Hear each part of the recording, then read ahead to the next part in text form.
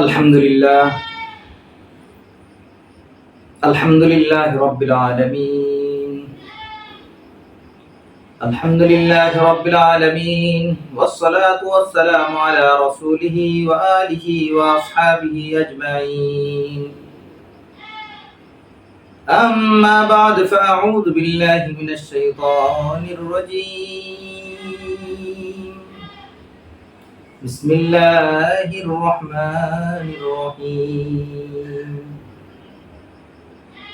قل إن صلاتي ونسكي ومحياي ومماتي لله رب العالمين الحمد لله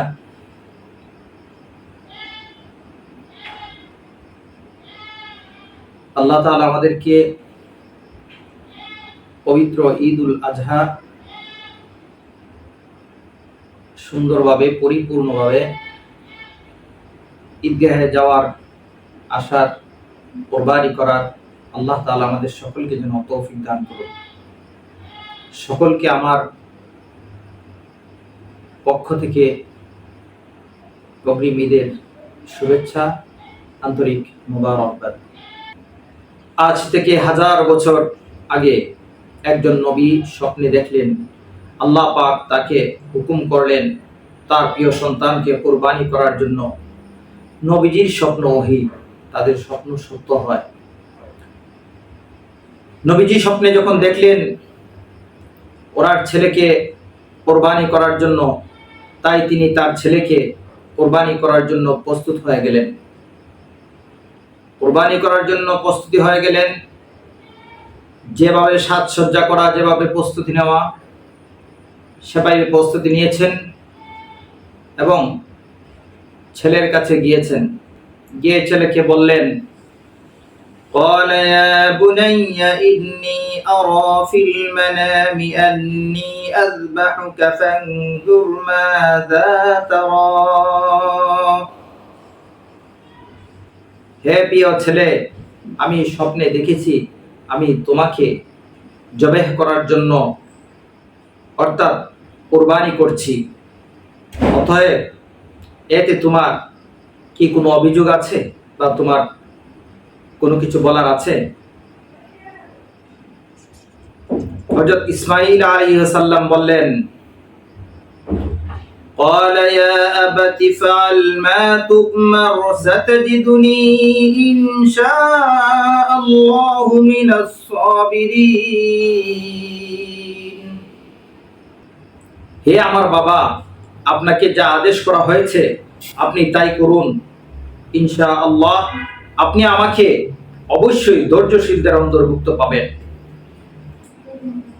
তো বাবা শুনে অত্যন্ত খুশি হয়ে আল্লাহর হুকুম বিধান পালন করার জন্য রওনা হয়ে গেলেন। আল্লাহর হুকুম মানার জন্য রওনা হয়ে গিয়ে মিনায় যখন শোয়ালেন, শোয়ে যখন ছুরি থালালেন, আল্লাহ তাআলা সেই নবীর তাকওয়া, সেই নবীর অন্তর, নিয়ত সবকিছু দেখলেন। তখন আল্লাহ তাআলা খুশি হয়ে বললেন, হে ইব্রাহিম, আমি আপনার এই কাজকে পছন্দ করেছি, খুশি হয়েছি। আমি আপনার ছেলেকে চাইনি, আমি আপনার সন্তানকে চাই নাই, আমি আপনার উদ্দেশ্য, আপনার নিয়ত দেখতে চেয়েছিলাম। আপনি পরীক্ষায় পাস করেছেন। আল্লাহ তাআলা জান্নাত থেকে একটি দুম্বা এনে হযরত ইসমাঈলের জায়গা শোয়াইয়া দিলেন। সেই থেকে আমরা কোরবানির নিয়ম পেয়েছি। আমরা ওখান থেকে আমরা কোরবানি শুরু করেছি। প্রিয় নবী সাল্লাল্লাহু আলাইহি সাল্লামকে সাহাবায়ে কেরাম জিজ্ঞাসা করলেন, ইয়া রাসূলুল্লাহ সাল্লাল্লাহু আলাইহি সাল্লাম, কোরবানি কি? প্রিয় নবী মুহাম্মদ রাসূলুল্লাহ সাল্লাল্লাহু আলাইহি সাল্লাম বলেছিলেন, কোরবানি হলো হযরত ইব্রাহিম আলাইহিস সালামের সুন্নাহ। আমরা সকলেই কিছু না কিছু ইতিহাস জানি। তো মূল বিষয়ে চলে যাই আমরা। মূল বিষয় হলো আমাদের কোরবানিটা যেন আমরা সহিভাবে, সুন্দরভাবে এক আল্লাহর জন্য যেন আমরা কোরবানি করি। আমাদের কোরবানি তো করি আমাদের জন্য। আমরা কোরবানি যখন জবাই করি, যখন আমরা কোরবানি দেওয়া প্রস্তুতি শুরু করি, তখন দেখা যায় আমাদের হুজুরদেরকে, ইমাম সাহেবদেরকে বা যারা জবাই করেন তাদেরকে আমরা বলি, হুজুর আমার নামে দিয়েন, আমার 7 নামে দিয়েন, আমরা 7 জনের নামে দিয়েন। আমরা এই কথাগুলো পরিহার করি, পরিত্যাগ করি, কারণ আমাদের নামে নয়, আমরা আল্লাহর জন্য দিব, আমাদের পক্ষ থেকে আল্লাহর জন্য, আমাদের 7 জনের পক্ষ থেকে আল্লাহর জন্য। আর বিশেষ কথা হলো, আমরা যে 7 নামে দিয়ে থাকি, বর্তমান সমাজে খুব কম নিখুঁত মানুষ আছে, হালাল পথে আছে, হালাল ইনকাম আছে, সুদ ছাড়া বেঁচে আছে, ঘুষ ছাড়া বেঁচে আছে। কোরবানিটা যখন আল্লাহর জন্য দিবেন, একটি নাম দিতে চাইলে, 7টি নামের মধ্যে একটি নাম দিতে চাইলে নিশ্চয়ই 10 থেকে 15-20 হাজার টাকা আপনার প্রয়োজন। আপনার তো একটাই নামই ওয়াজিব, আপনার তো 10টা নাম 7টা নাম দেওয়া ওয়াজিব নয়। আপনি আপনার নিয়তকে সহি করে, আপনার অন্তরকে আল্লাহর জন্য নিয়ত করে, আমার ছেলেকে গোশত খাওয়াবো, আমার মেয়ের জামাইকে গোশত খাওয়াবো, মানুষ গোশত না দেখলে কেমন দেখা যায়, আমার সন্তানরা গোশত পাবে না, মানুষের দ্বারে তাকিয়ে থাকবে, এই ধরনের অজুহাত দিয়ে যদি 7 জনের মধ্যে একজনে যদি হয়ে থাকে, সুদ ঘুষ তো বাদই দিলাম, যদি নিয়তটুকু যদি হালালের মধ্যে যদি নিয়তটুকু আল্লাহর জন্য না হয়, তাহলে কোরবানি হবে না, 7 জনের কেউই হবে না। তো এই জন্যই বলতেছিলাম যে 15-20 হাজার টাকা দিয়ে একটি নাম দিবেন, তার চেয়ে 5-10 হাজার টাকা দিয়ে একটি ছাগল দিয়ে কোরবানি ওয়াজিব, একজনের নামেই দিবেন। একজনের নাম যখন দিবেন, তাহলে একটি ছাগলই দেন না কেন, নিয়ত সহি থাকলো, সুস্থ থাকলেন, খুশি থাকলেন, আল্লাহর জন্য দিলেন, নিজেও ভালো লাগলো যে অন্যদের 7 জনের মধ্যে গলদ আছে কিনা, এই ত্রুটিও জানার দরকার নেই, এই দুর্বলতাও পোষণ করার দরকার নেই, এই শয়তানি ওয়াসওয়াসা ভিতরে আনার দরকার নেই। একা একই নিজে যতটুকু পারেন একটি ছাগলই তো দিতে পারেন। 7টা নামের মধ্যে যে নামগুলো দিবেন, এই টাকা দিয়ে তো নিজে একটা ছাগলই দিতে পারেন। আমরা যতটুকু পারি আমরা আমাদেরকে নিজেদেরকে শুধরাই। কোরবানি তো আমরা সবাই দিব, যারা পারি তারা দিব, যারা শখ করে তারাও দিব, অনেক টাকা দিয়ে যারা কিনেন মানুষকে দেখানোর জন্য তারাই দিব। কিন্তু আল্লাহ তাআলা তো পবিত্র কোরআনে বলে দিয়েছেন, لن ينال الله لحومها ولا دماؤها ولكن ينالهم التقوى منكم। কিন্তু মনে রেখো, কোরবানির গোশত বা রক্ত আল্লাহর কাছে পৌঁছায় না, আল্লাহর কাছে পৌঁছায় শুধু তোমাদের তাকওয়া এবং তোমাদের চিন্তা চেতনা এবং তোমাদের নিয়ত। আল্লাহ তাআলা পবিত্র কোরআনে বলে দিয়েছেন যে আমরা তোমার গোশত খাই না, রক্ত দিই না, কোনো কিছু নিই না, মাংস নিই না, আমরা তোমার তাকওয়া চাই, তোমার নিয়ত চাই। অতএব আমরা যারা কোরবানির জন্য প্রস্তুতি নিয়েছি, অবশ্যই আমরা আমাদের দিক থেকে, আমাদের চিন্তা থেকে, আমাদের চেতনা থেকে আমরা আমাদের পক্ষ থেকে আল্লাহর জন্য কোরবানি করব। আমাদের দিল অন্তরকে যেন ঠিক করি, আমাদের অন্তরের পশুটাকে যেন আমরা জবাই করি।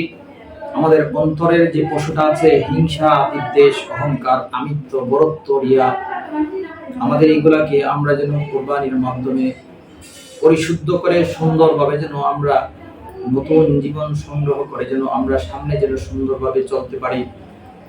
মানুষের মধ্যে যেন আমরা হিংসা বিদ্বেষ না করি। আমরা আমাদের পাড়ার জন্য, মহল্লার জন্য, আমাদের গোষ্ঠীর জন্য, আমাদের টাকার জন্য, লাঠির জন্য, শরীরে রক্ত মাংস আছে, হিট আছে, গরম আছে, সেই গরমের সঙ্গে মানুষের সঙ্গে যেন আমরা খারাপ ব্যবহার না করি, মানুষকে যেন আমরা কষ্ট দিয়ে কথা না বলি, নিজের গোষ্ঠীর লাঠি দেখে যেন অন্য দুর্বল মানুষকে যেন আমরা বিভিন্ন ভাবে কষ্ট না দেই, সম্মানী মানুষকে যেন আমরা কষ্ট না দেই। জেনে রাখেন, পবিত্র কোরআনে আল্লাহ তাআলা বলেছেন, যারা জুলুম করে তাদেরকে আল্লাহ তাআলা পছন্দ করেন না। এই কথা বলে ক্ষান্ত হন নাই, বলেছেন যারা জুলুম করেন আল্লাহ তাআলা তাদের জন্য কঠোরভাবে শাস্তি রেখেছেন। এই শাস্তি দুনিয়া পেতে হবে, আখিরাতেও পেতে হবে। জুলুমকারীদেরকে আল্লাহ পছন্দ করেন না। আর আল্লাহ যাকে পছন্দ করেন না তাকে দুনিয়া আখিরাতে গোটা পৃথিবীর নিচ হাত, আসমান সাত জমিনের নিচে কেউই তাকে পছন্দ করে না। আল্লাহ যদি না খাওয়ান কে খাওয়াবে? আল্লাহ যদি না বাঁচান কে বাঁচাবে? এই কথা যদি বিশ্বাস করেন, তাহলে আজ থেকে হিংসা, বিদ্বেষ, অহংকার, রিয়া, গরিমা সবকিছু পরিত্যাগ করে আল্লাহর জন্য হয়ে যান। আল্লাহর কাছে ক্ষমা চেয়ে এই ঈদের নামাজ থেকে পরিপূর্ণ ইমানদার হওয়ার চেষ্টা করেন। আল্লাহ তাআলা যেন আমাদেরকে পরিপূর্ণ ইমানদার হওয়ার তৌফিক দান করুন। আল্লাহ তাআলা যেন এই কুরবানিকে আমাদের অন্তরের রিয়া, অহংকার দূর করে, আমাদের মনের পশুকে দূর করে সেই কুরবানি যেন আমাদেরকে আল্লাহ তাআলা কবুল করে দেন, সেই দোয়া করি। বিশেষ করে খাস করে আমাদের জিন্দা মুর্দা যারা দুনিয়ায় নেই তাদের জন্য দোয়া করবেন, সারা বিশ্বের মুমিন মুসলমানদের জন্য দোয়া করবেন। আল্লাহ তাআলা কুরবানি করার তৌফিক দান করুন। মা আলাইনা ইল্লাল বালাগ। আবারও সকলকে আমার প্রশাসনিক, সাংবাদিক, আইন শৃঙ্খলা বাহিনী, প্রত্যেকটা শ্রেণী পেশার মানুষ, ভক্তবৃন্দ, ছাত্র সকলকে আমার আন্তরিক মুবারকবাদ। ঈদ মুবারক। তাকাব্বালাল্লাহু মিন্না ওয়া মিনকুম। আসসালামু আলাইকুম ওয়া রাহমাতুল্লাহ।